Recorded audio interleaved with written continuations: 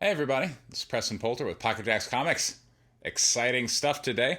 I dropped by my local comic book store where I got to see my own comic available there, and the new comic rack, White Lily 3, has finally arrived from the printers.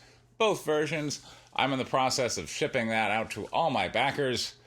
And there are a bunch of them, man. Like, people are like, who's buying your comics? I'm like, spoken like someone who doesn't have to do fulfillment, which takes a couple of days at least. Just sitting there signing books and putting them in this thing and shipping them off. But while I was there, I was able to pick up a copy of JJ Abrams' Spider-Man 1. And I'm really excited about this. First, I want to start with the editor's note, because I think it's very expressive. It's good. So editor Nick Lowe wrote this here at the end of the comic book. Let's open there. Hey webheads, well, there you have it, the start of something new. I hope you're as thrilled by what you read as I was when I sat down with Henry and JJ at Cafe Bean in Times Square a couple of years ago. This project has been brewing for a long time. Back in 2004, as assistant editor at the Ultimate Office and working on Ultimate Fantastic Four with artist Stuart Enmoman. Then we were taking comics and careers. I was probably boring him with all my talk about trying to get my favorite non-comics writers to come work in the best medium of all media. He also asked who was on my list, and one of the first names was JJ Abrams because I was obsessed with Alias at the time. I want to stop right there because I loved that show. God, like, Jennifer Garner and like this whole spy espionage thing, and it was kind of formulaic, like she's gonna get into disguise every episode. There's gonna be a sequence where she's running down a hallway. For some reason, JJ Abrams loves Jenny Garner in a wig running down a hallway. But I saw it just like every episode. Here she is running down a hallway. But huge fan of the show, and he did something I thought was really cool. Like, all right, so I'm gonna take an Alias detour here. In season 1, we had, there was SD6, which Jennifer Garner's character, Sydney Bristow, worked for, but SD6 was secretly the bad people, and so she was a double agent working for the actual good people to do the bad people. But then people, apparently, in market research, J.J. Abrams discovered, lo and behold, that people were finding that confusing. He's like, all right, screw it. So then, in episode 2, he kind of reboots the show in season 2, where he does this episode that played right after the Super Bowl. So he's trying to capture a whole bunch of new people to show it. And basically, at like the start of the episode, they take down SD6, and then the show gets reconstituted, and now all of our same characters are now kind of working for the good people, but, some of them maybe not. But, just kind of a pivot in direction that I thought was great and worked. And in season 3 of Alias, I thought was really strong. Season 4 sailed right over that shark. All of a sudden, the Milo Rimbaldi goo that you got the Formula 4 is able to transmit his memories from 500 years ago into somebody and give them the ability to no. But I was told at the time that was because J.J. Abrams went on from Alias to Lost, which was a bigger show, more popular, and that increasingly other people, mainly Damon Lindelof, had taken over from, had basically taken the reins on Alias, and they were, no one was left at the helm who really cared about the show. So, there's that. All right, let me get back to this. So, I was obsessed with Alias. Me too. At the time. This is long before Lost and the Star Trek and then Star Wars movies, but he was still a very big deal. Stewart then said, "You want his email?" Cue my jaw dropping. Stewart was writing and drawing a Superman comic a few years ago while JJ had been hired to write a Superman movie. They flew a bunch of comic artists to Los Angeles to do a development deal on it, Stewart included. The movie never got made, but Stewart had his contact info, so I sent an email trying to convince JJ to try comics, and even crazier, JJ emailed back he was interested, but too buried in his burgeoning TV empire. It continued like that every few months for a few years until his response changed a bit. He mentioned that his young son was getting into comics. This was new. So I sent him a full box of comics, still thinking it probably wouldn't happen. More years passed, every few months emailing back and forth. JJ's life got even crazier until one day he said, "Nick, I may have something." JJ wondered if I'd be interested in him and his son collaborating on a comic. I was interested, and that led to the fateful coffee shop meeting, and all right, so... And the rest is history. So what we have here is we have J.J. Abrams writing with his son, Henry Abrams. let's go ahead and dive into it. All right, so one, I gotta say, like, I have a tremendous amount of respect for JJ Abrams, and I know with Star Wars, particularly in some of the circles I'm around, it's, bashing Star Wars has been in vogue, shall we say.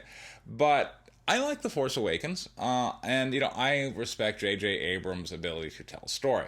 Now, he has this mystery box method, which is essentially like looking back at the X-Files and going, you know what?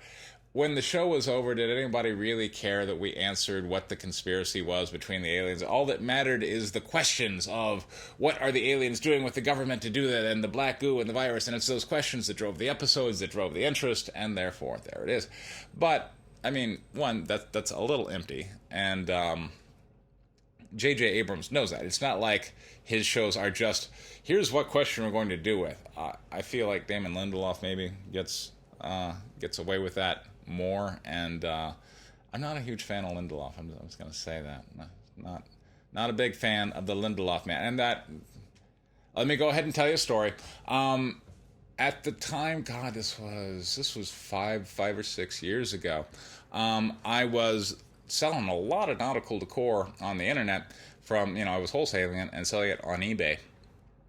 And I needed someone to come basically do data entry. So I posted an ad on Craigslist, offered like $12 an hour, come down to my apartment, sit there at my computer, and just enter data. And this guy emailed back, said, yeah, I'll do it. Said, all right, cool, came in. I didn't know who this guy was.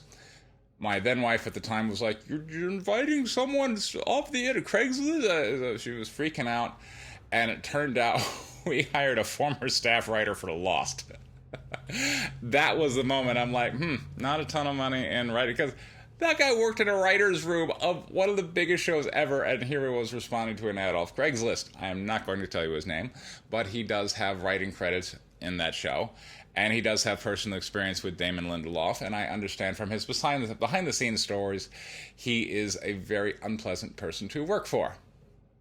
I kind of figured that. But, so I kind of have my own prejudices against Damon Lindelof, and in talking with the guy who was working for me, and we became friends. I was at his wedding.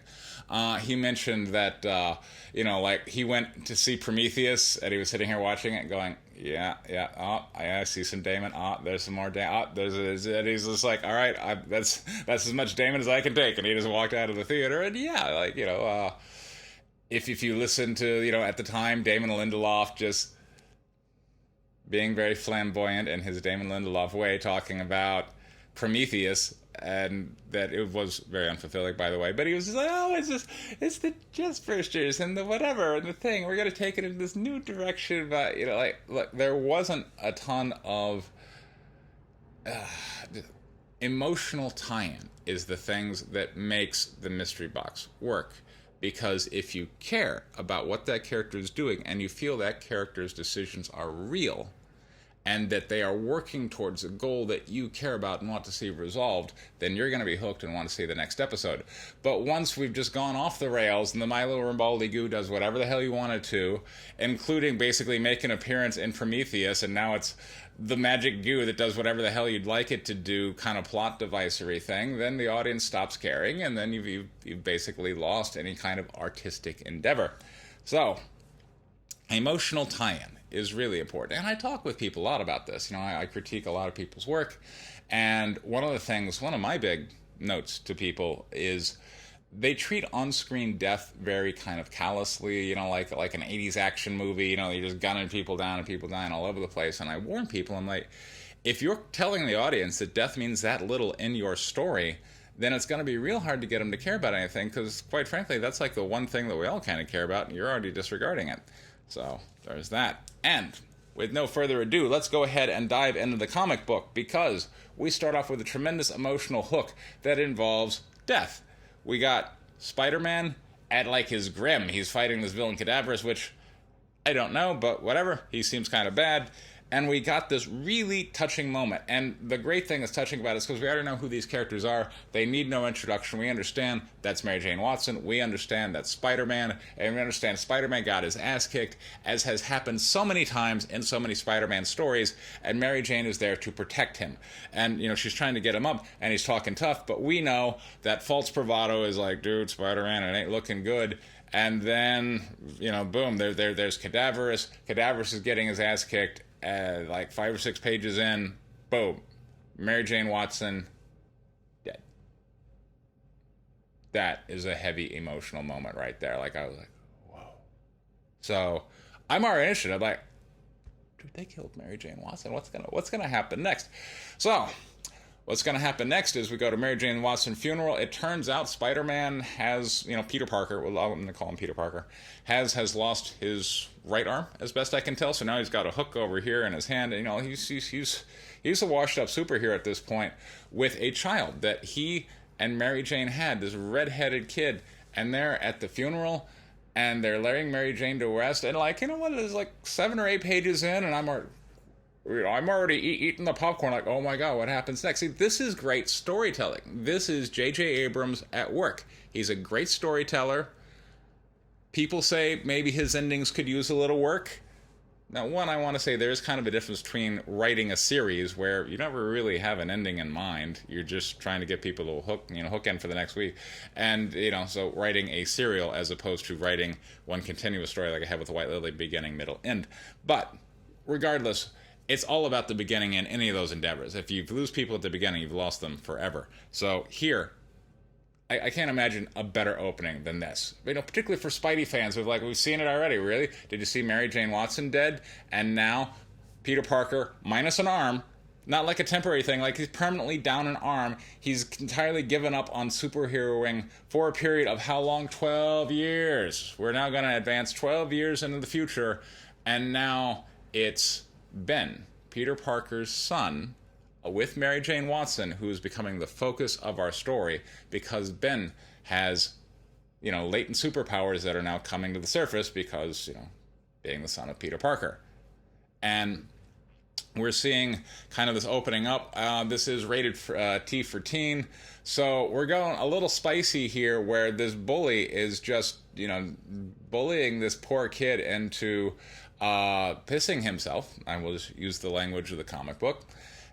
Having daily interactions with War Campaign, I'm kind of used to hearing stuff about that, but whatever. It's still a little jarring to read that in a Spider-Man comic, but nevertheless, there it is. And of course, Ben is like, hey, you. And of course, the bureaucratic, thing is like, oh, Ben did a violent thing on school, and then Peter Parker's like, whatever, I gotta go fly somewhere. And so we have Aunt May, who is taking care of Ben, who's now kind of a troubled youth, and he's having this really cool nightmare sequence where, there's Mary Jane Watson in his dreams, Mom, as he's calling her, and there's blood everywhere, and he wakes up and he's on the ceiling. And now, he's all really confused, but Aunt May, she understands, she steps in, and she's like, look, let me show you something, takes him up to the attic, and it's like, I want you to look through these boxes, and then he finds Peter Parker's old Spider-Man costume, and that's the close of issue 1. There is one other element. I'm trying to decide, do I want it? Yeah, I'll go ahead and tell you, all right? We also see Cadaverous, and he has Mary Jane Watson kind of in this cylinder, or at least the blob of, that he is using for some type of evil experiments. So, it's great. I'm hooked. This is, I don't know, I don't want, 10 out of 10. Check it out. I got nothing but good things to say about this. They got one artist all the way through the book. So let me go ahead. Thank you, Sarah Pichelli. Good work. It's a good comic book. Check it out at your local comic book store. By the way, if you'd like to get in on my comic books, White Lily issue 3, there's a link down in the description for the Indiegogo, which today is the very last day, but after that it will go in demand, so you can pick up all of your wonderful back issues of 1, 2, and 3 in anticipation of White Lily issue 4, which should launch in a couple of weeks. I need to get down and get serious about putting together that video and getting that launched. So I put myself on a clock. I want a project a quarter, and when those things translate to reality, I'm like, oh damn, that means I'm gonna have to work really hard here in order to keep up the schedule that I myself have set. So there's a link down for that in the description. This has been Preston Poulter with Pocket Jacks Comics. Thank you so much for your time. Take care.